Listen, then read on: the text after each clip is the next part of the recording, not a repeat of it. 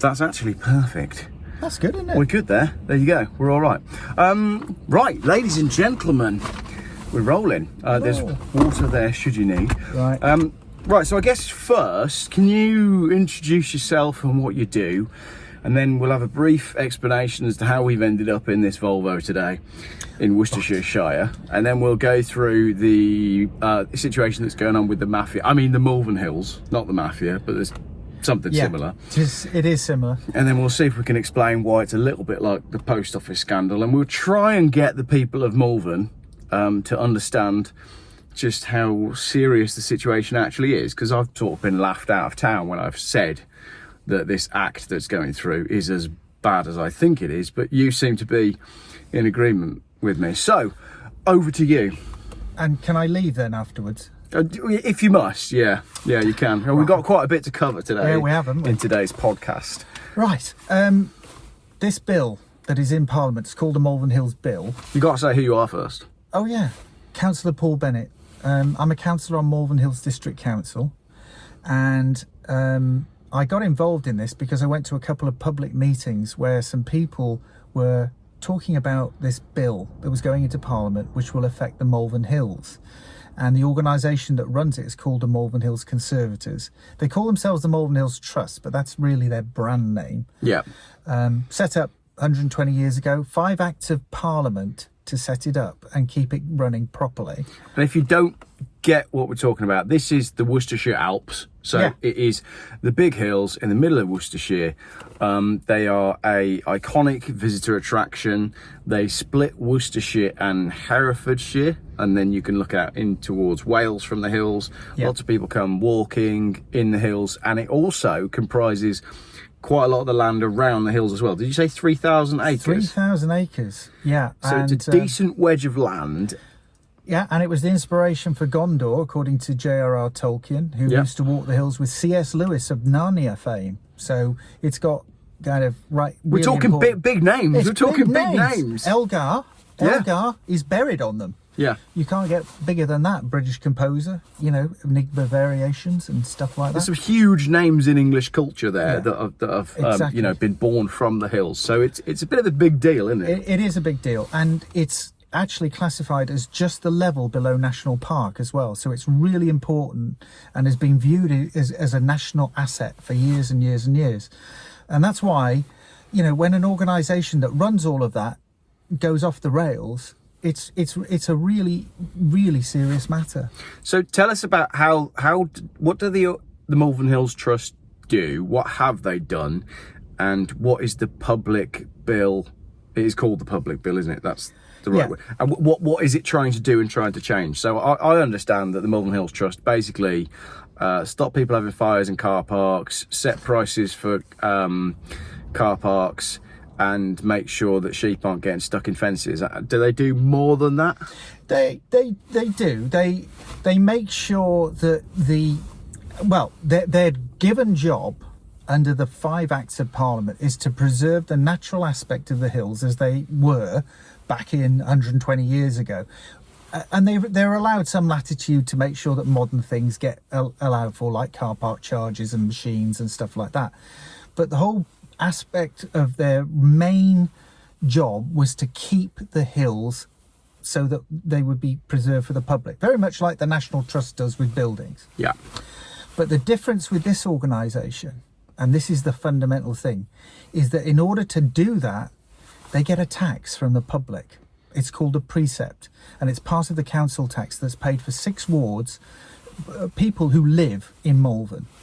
And so it's really a public body. There is no other way to describe it. You cannot call that a charity or a private body.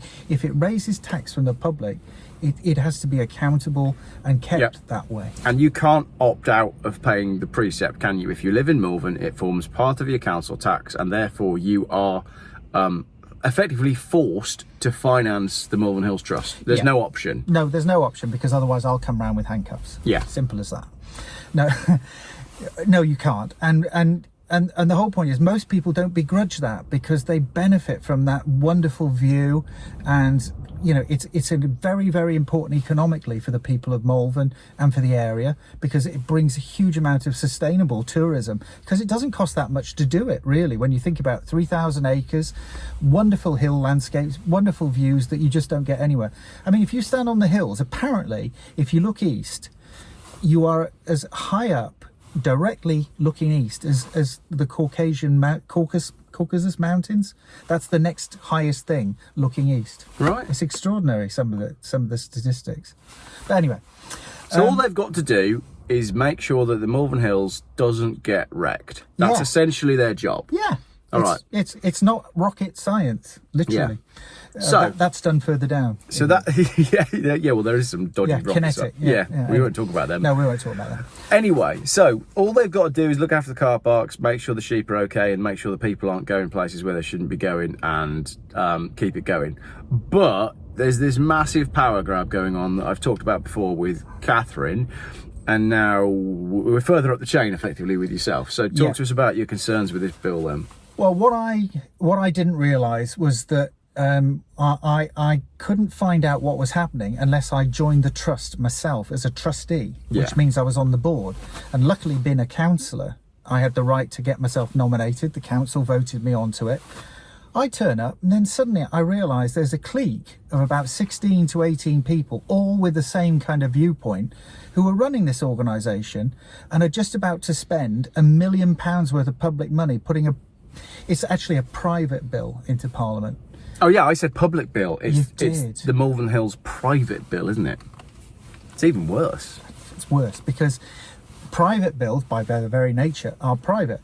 Normally, you would put a private bill into Parliament and it would be accepted because it would resolve something that's out of date or a dispute or something like that. They have done this in order to make sure that they get it behind everybody's back. In other words, you cannot see what the heck is going on. And it's taken huge amounts of effort for a number of trustees, not including myself, because they did all the work and I just came in to see it, and the public themselves, to find out what was actually in this bill. It wasn't even published until after the trust had voted to put it into Parliament. So the trust did the bill, didn't consult the people, and when there was a consultation, they asked the people what they thought without ever actually showing the full contents of the bill that they were asking them about. God, you're clever. Thank you very much. That is true. Exactly true. They consulted on aspects of the bill. Yeah. Well, of course. But never the full... it was never released. No, because the whole point is they didn't want the controversial bits to be the bit that anybody saw. Yeah. So what they did was they talked about all the inane kind of stuff that everybody was on. Oh, yeah, that's all right. Yeah, that makes sense. They talked about modernising and bringing the trust into the 21st century, and they talked about, the original stuff was set up all these years ago. And for anyone with half a brain, we were going, well, why do you need to change it? Exactly. Why do you need to change the structure and massively, not dilute, the opposite of dilute, why do you need to massively concentrate where the power and decision making goes? And those of us that have slightly conspiratorial brains smelled a rat. Dead right. Just this one fundamental thing was, we can't run the trust with a number of trustees. There were 28 trustees that could be on the board. Yeah. Right? The reason why there's 28 is because it has to be local government councillors from the 3 councils responsible and a load of people from the elected areas that pay the tax. Instead, they wanted to cut that from 28 down to 6 and then appoint 6 experts on the board. So in other words, a very small group of people. Yeah. And the argument for that was they couldn't manage the trust as it was, even though they've managed to do it for 120 years with that number. And of course, my argument back on that is, you've just put a bill into Parliament. How many blooming organisations can do that? If you're that dysfunctional, you've just refuted your own argument. It's just nonsense. Do you know what it cost? Do we know what it cost to get the bill to where it is, either at that point or now? Well, the overall cost, I think, is going to be about £1 million. I mean, they are hiding this cost in all kinds of meetings, which we are no longer allowed to go to, because a number of us trustees petitioned against the bill. I've got emails from the trust saying you can no longer go to board meetings where the bill is discussed and where the costs are discussed. And again, I was kind of ridiculed on the local Facebook groups when I said a rough figure as to what we think this may have cost. But that is, you know, if we go back to where we started this video, the precept is coming out of council taxes. Well, it's on top of council tax effectively, isn't it? Yeah, it is. I mean, it's a separate tax for the hills, Yeah. which is added to the council tax. The council tax would be separate to that. Yeah, so it's a forced charge. Let's call it a forced charge. That is true. So it's a forced charge that is levied on residents. It's a compulsory charge, and £1 million of that, give or take, was just used on presenting a mysterious bill that we were never given the information on to go through Parliament behind the back door to massively concentrate decision-making power within a small number of people. And wasn't there some dodgy stuff as well about the small number of people? Some of them didn't even live in Malvern. One of them was from miles and miles down south or something like that. To be honest, I haven't even bothered to look at that, because the fundamental thing that I've seen is that there is one particular group that are doing all of this, and they're all interlinked. Whether they come from further away or whatever, they're all people who have an extreme view of green politics. So what would this private bill give them power to do? Because we talked about this while we had a coffee earlier on. Yeah. And you described it as a sort of... It was nice coffee, by the way. It was all right, yeah. It was all right. Feudalistic system of, you know, the landowner forces the money out of the people. Yeah, But I've always, sorry to interrupt, I've always thought that this whole thing smelt of restricted access, homes and solar panels. Yeah, I think if you look at the people who have done this, there are people who are there are people who protest every Saturday by sitting on some steps in Malvern, claiming that they're having a vigil for the earth. There are people from the Green Party in Malvern. It's very easy to have a visual for the earth. Yes. In a posh, middle-class, wealthy town as well. That's right. You should go do that in Digbeth. But what we suspect is that they have given themselves powers within this bill. They've got a general power to change all of the commoners' rights, to restrict access, to stop the grazing, which keeps the hills so that you've got a view from them and a view up to them. All of that could change. There's a lot of common safety. land, isn't there, which Yes. is meant to be for the use of the common person. And changing this bill would allow them to change the access rights Yes. to the land, which means, I think when I looked at it first, it was about being able to raise money from the use of common land, but more worrying and more Agenda 21, Agenda 2030 is the ability to restrict access to that land. So Yes. when you start talking about the party that's running all of this wants to go for, I think you called it extreme rewilding, that means humans aren't going to be allowed to go out into nature, and that is Agenda 21. You know, you'll be confined and you won't be allowed to go out into nature because we need to protect the nature. It's really worrying. What the hell's nature for if it can't be, you know, for us to be in part of it? It's like putting it in a separate bag, you know, and saying you can't touch that. Yeah. And that's what they seem to believe in. And also, to be honest, there would be a heck of a lot of patronage rights for a group that gained control of the whole of Malvern effectively, politically. If you were going to give some development rights from these thousands of acres of easements and lands, and we reckon that the value of this land is hundreds of millions of pounds, Yeah. You could then end up getting lots of donations politically through the back door. I mean, let's say if I was, a developer, and I wanted to put up 300 houses, the absolute minimum percentage of those, of course, would be affordable, which would allow me access to certain type of grants. Yes. And I'd probably be willing to bet that if I was to say that a certain number of those houses were going to be for, I don't know, let's say people who've recently arrived in the country, there's probably grants available for that as well.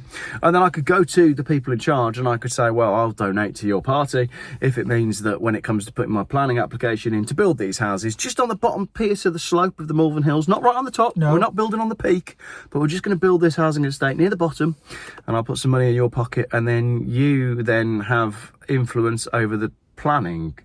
We've already seen it. 200 houses have been built on the slopes of the hills, are being built on the slopes of the hills. They've been given permission by the very people who have designed this bill. And you would think them being called green would mean that they would have stopped that.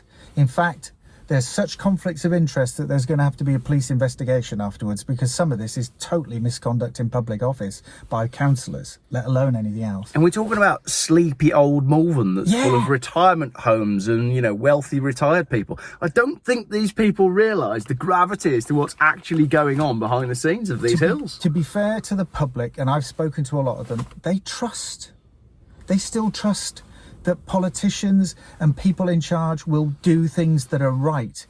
And they don't realise that there is huge emphasis for corruption nowadays, even amongst political parties that they think wouldn't do that.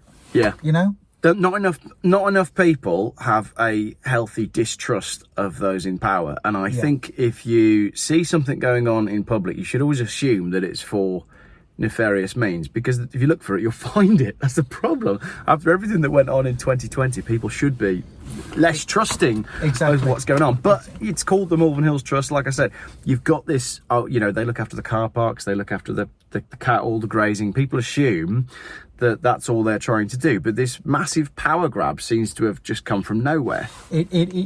Well, from nowhere, from what we understand, and I've seen this during the meetings where the architect of this has been clapped by people. It's been going on since 2019, carefully building up the numbers of people that will all vote a certain way. Everybody else has been excluded. Yeah. They've got rid of all of the trustees that were questioning things over time. I mean, there's about 10 or 15 people that we know that were former trustees who were pushed out, bullied out, in order to make sure that this took place. There's been a lot of bullying that's gone on. There's been one of the chairwomen had to stand down. Yeah, Cynthia Palmer, who was former mayor of Malvern, well-respected independent councillor, not member of any political party. I'm distracted by that bright yellow Daihatsu Copen. That's a very cool car. That is very, isn't that lovely? Very cool for here, isn't it? Yeah, looks great in that colour. Yeah, you would see that.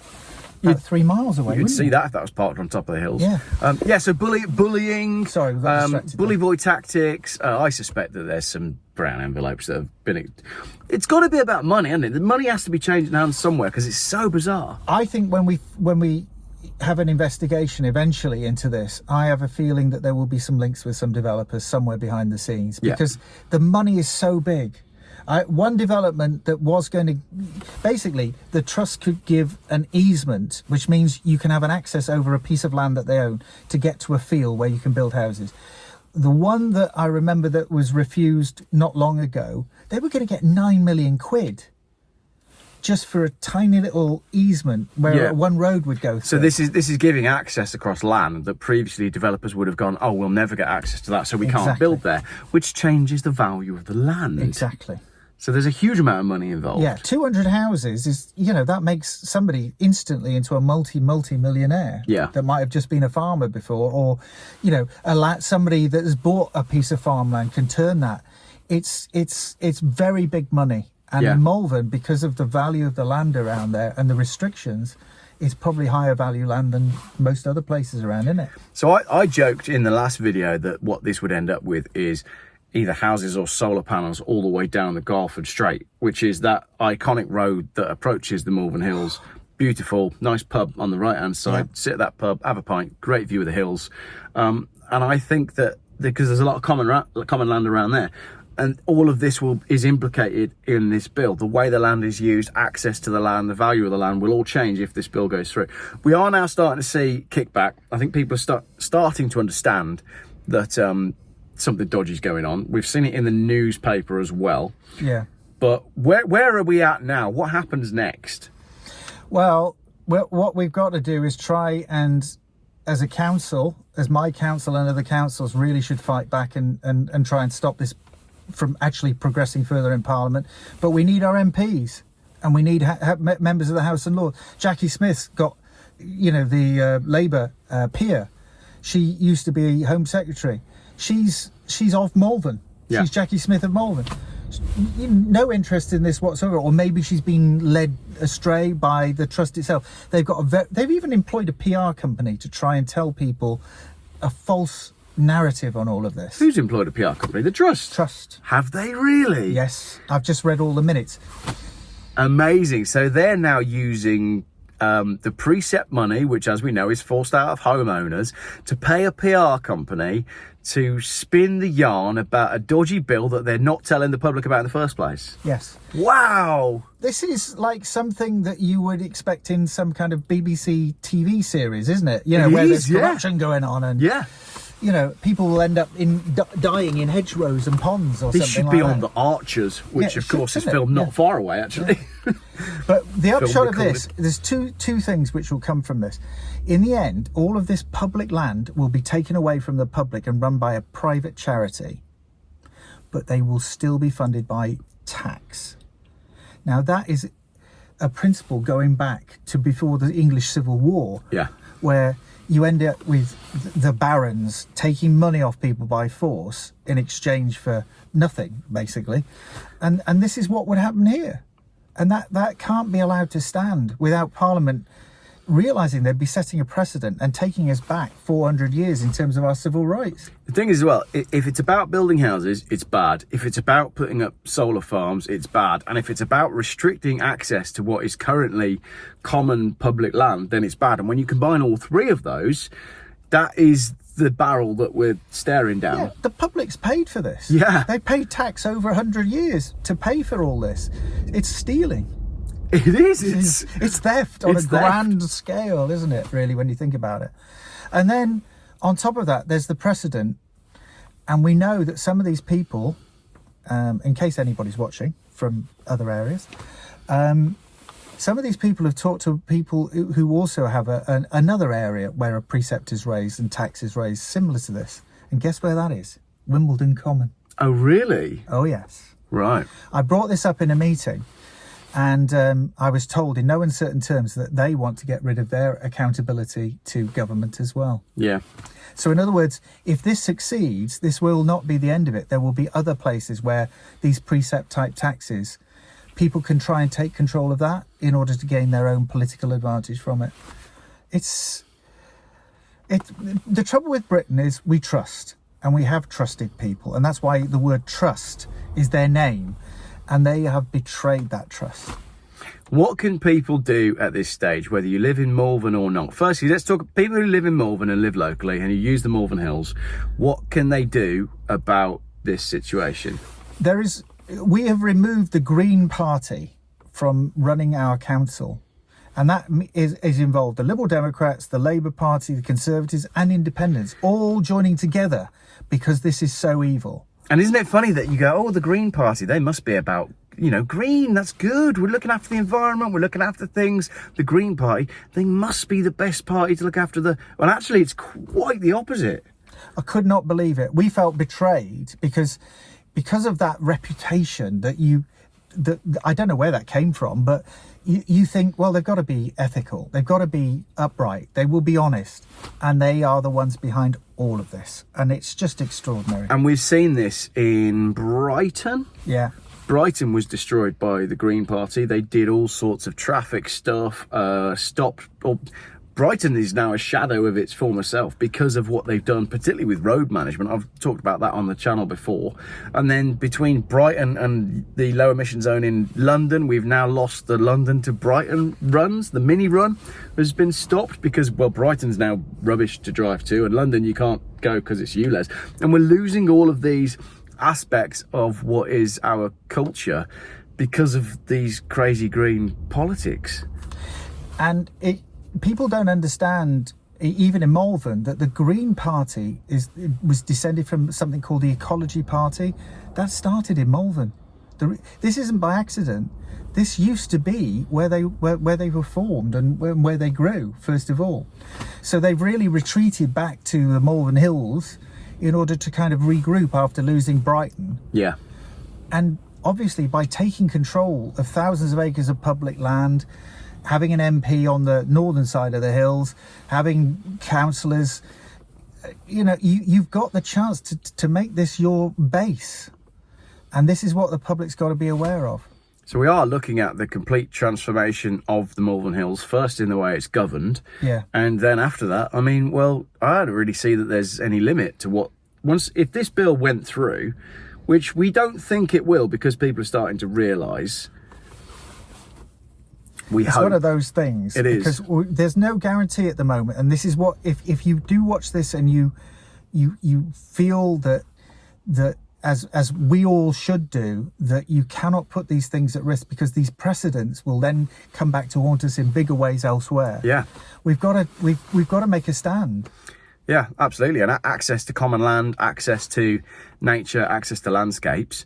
It's kind of all part and parcel of what makes us human, and what makes the area so desirable. They're talking about destroying and changing the thing that they've got going for the tourism. Yes. I mean, it's not just access to the land. It's the fact that people come from all over to see this. They've also stopped, because they knew that they did not want this. They've stopped it from becoming part of a national park. The Malvern Hills, the Wye Valley and the Forest of Dean could join together as a national park tomorrow, and that would be a world attraction.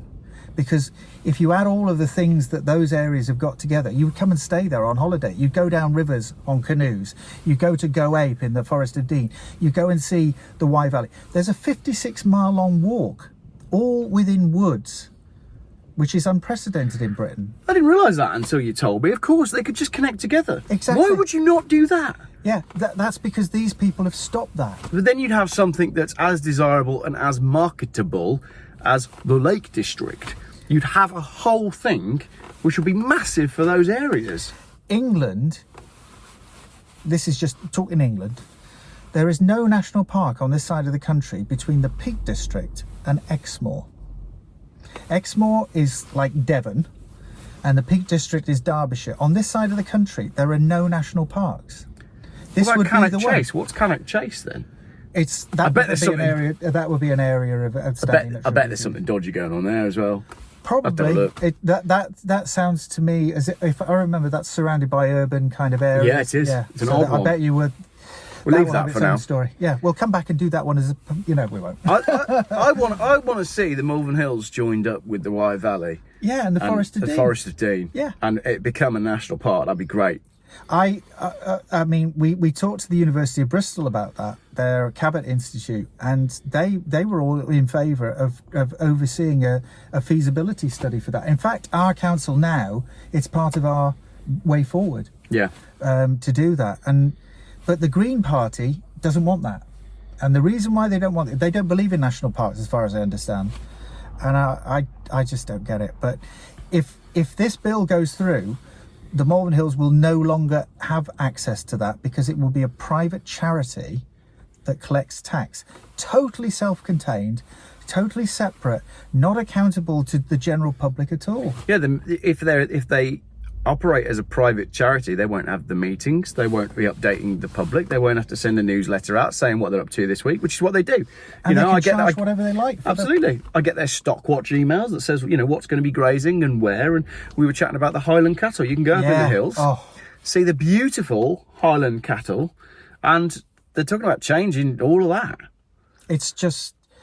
This is really, really important. It seems very local, but there are some precedents here which are entirely national, but for us who live in this area of the country, and anybody that's got the public interest at heart, doesn't matter which other parties you belong to, it really doesn't. We've all got to work together on this and stop this one group from taking over and taking your land away from you, if you are public watching this. Yeah. Because you've paid for this. Yeah. You have the right to have access to this, and more to the point, the people running it need to be accountable to you. It's just another case of people paying for the demise of their local area. Yeah. Bizarre, isn't it? You said you were going to finish with a joke. Yeah, well, I was going to, but I've been so horrified looking at myself because you didn't put me through hair and makeup first. I went for a shave before this. Damn. Tell you what, though, is because I've been working on this motorhome. You can see it. I can't get it off my hands. I know. I was going to say you've been staring at my hands the whole time. That looks really quite. Do you know what it is? It is. Is it dye? No, it's expanding foam is so sticky, and then I carry on working, and it's just stuck to me. And I've tried everything. I'm gonna go buy some stuff this afternoon and see if I can actually clean my hands angle properly. grinder on it. Well, either that, or I'll just wait until I finish the motorhome, and then I'll cut all the skin off. But no, what I was saying is. I went for a shave earlier on because I realised I've been working so hard on this motorhome, I was starting to look a bit homeless. It was going to be one of those where I was going to get the shave for free. I thought it was trendy. To go for a shave? No, to look like to look homeless. Yeah. I don't know. I don't look in the mirror enough. But I think that's a bloke thing, isn't it? Yeah. You don't really wake up in the morning and think, oh, I better look in the mirror. Well, not for more than half an hour at a time. No, exactly. So you've got no jokes for us? No, I haven't. No. You made me so serious. I put you on the spot. You did make a good joke in the cafe, though. Did I? Yeah, you did. I thought you said it was rubbish. What? That joke. No, that was a great... No, I said it was a rubbish dad joke. I love a dad joke. Oh, right. So the joke was, in the cafe we were in, there's a sign on the wall that next week they've got Glenn the Clairvoyant in. And Paul said, you don't need to let... we won't be there, but you won't need to let Glenn know because he'll already know because he's a clairvoyant. And the lady sort of... I don't think she really got it. She didn't really. She didn't get it. I thought it was brilliant. Thank you. So, Paul, what's next? What are we going to do? When do we start the fires and get the pitchforks? Yes. And not the fires, because you can't have a fire on the hills, can you? There's no barbecues. And what if you have pitchforks and torches? What happens then is they tell the people with the pitchforks that the people with the torches are going to take their pitchforks off them. Yeah, that's right. Which is it's totally in line with the conversation I had with Robin from the barn in Ledbury the other day. I don't know if you saw that video about the fact that all of these freedom groups and these people, these online groups that talk about important matters, they fracture. And they split because, like you say, I've got a pitchfork and we've got a torch. That means we're together. But then suddenly it's like, oh no, we're actually with the people that have got this type of pitchfork, and we don't agree with the people that have got that type of pitchfork. And people forget that everybody's got pitchforks right now, or should have. I like to bear in mind that one troop of chimpanzees in Africa has got more genetic variability than the entire human race. Mm. In other words, we're all the same. Michael Jackson used to sing that in Can You Feel It? The blood inside my veins is the same as yours. Yeah. And that's it, really.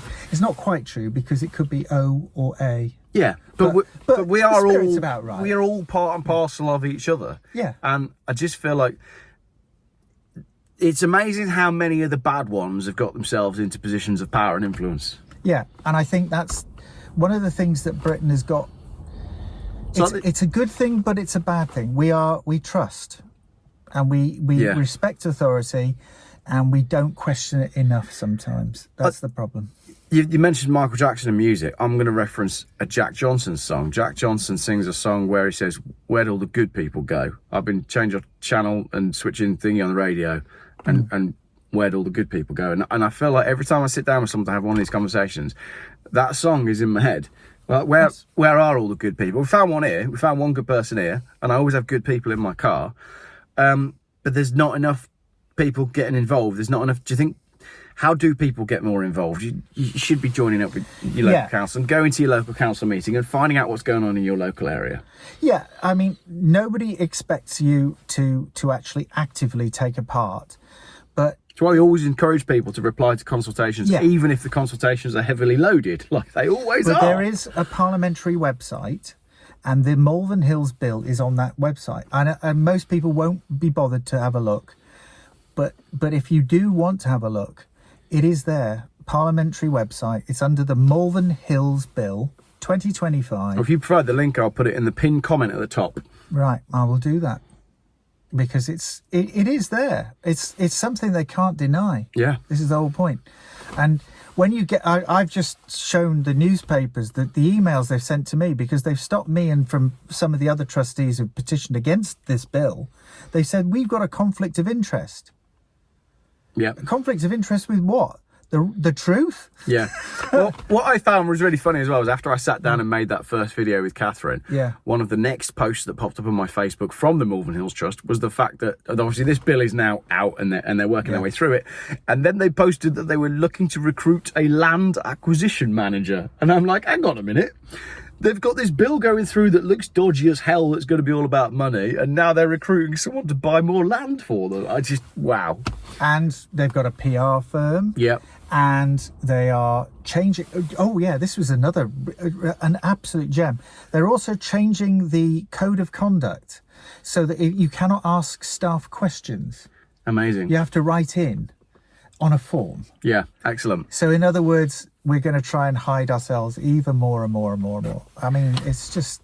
Now, I know full well that the Malvern Hills Trust and the people who are promoting the Malvern Hills Trust will have watched this video. So this is my open invite. I will invite you into, not necessarily this car, maybe one of my other cars, to have a chat about the benefits of the new private bill. Join me for a chat. You know, we've had Paul here. Maybe let's get the opposite side. Yes. I'd love someone who is pro the bill to actually sit down with me and discuss some of the things that have been raised. Whereas last time when I asked them to do that, they called Catherine a crazy conspiracy theorist and said that she'd been kicked out of their meetings before for causing trouble, and they just accused her of NIMBYism.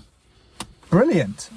Well, I'd love them to come and sit in your car because basically the more they incriminate themselves, the better. Well, I think so too. And, you know, there's an honesty in sitting down and having an unedited chat about what's going on. And if you can't conduct yourself correctly in an unedited chat, and you can't get the benefits across in an unedited YouTube chat, then clearly you shouldn't be pushing through the bill. No, and they can't, because if you actually read it and you look at the things that they've asked, they are so fundamental and they are so undemocratic and they are so not in the public interest.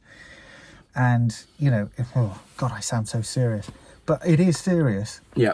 I don't want to minimize this, but it really is. It is serious. It's so serious that you feel like you do want to joke about it, but you can't because it's just bad. It's like everything that's going on at the minute. Like you do get to a point where you just have to laugh at it. Yeah. But we need to remind people that, you know, it has consequences. All governance at the moment is by consent. Yes. And they only do stuff if we consent to it. And if we stand up and show that we're not consenting, then that's a start. Yes. So let's wrap this video up and then we'll go over to the garden centre and buy ourselves some pitchforks. Why not? Yeah. Brilliant. Let's get, and torches. Can we buy torches? We'll get torches as well. Right. Yeah. That sounds good. Thank you very much, everybody, for watching. If you want to get involved, and I'll put all the details in the description and in the pinned comment. And this is not the last that you'll be hearing from me on this Malvern Hills private bill, because I do What feel... do you mean I have to come back? I think we can need to keep going until we get some sort of answers. You'll have to come and sit in the back anyway. Yeah, I'll have to sit in the back. When we get the other people, when the people definitely email me and say, do you know what, Geoff, all the people you've had in your car talking about the private bill, they're all wrong. We'd like to sit down with you and explain why. Yes. I look forward to that email. Until then, thank you very much for watching.